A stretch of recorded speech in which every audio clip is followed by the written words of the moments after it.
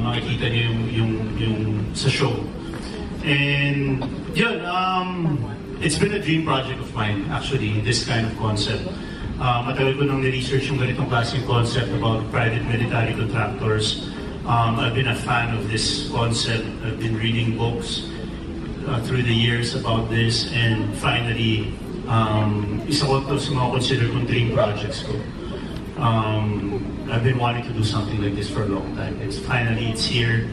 Gusto kong pasalamatan ng ABS-CBN for giving us the opportunity to create a project like this na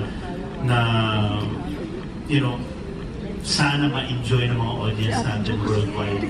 Dahil talagang markang Pilipino ito, and talagang pinaghandaan at pinaganda para sa audience natin.